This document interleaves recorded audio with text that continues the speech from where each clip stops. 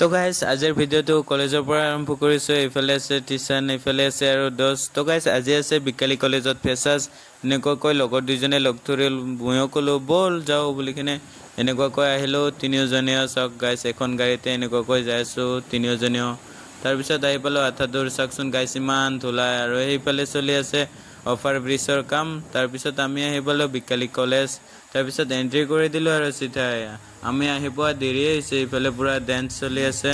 তাৰ পিছত আমি আহিলো নাৰ্সাৰী ফালে তাৰ পিছত এনেকৈ বহুত কেটা ডান্সৰ পিছত ফাইনালি আহি পাল আমাৰ দীপান্বিতা বাইদেউ তাৰ পিছত তেওঁ নিজৰ গীত পৰিবেশন কৰিল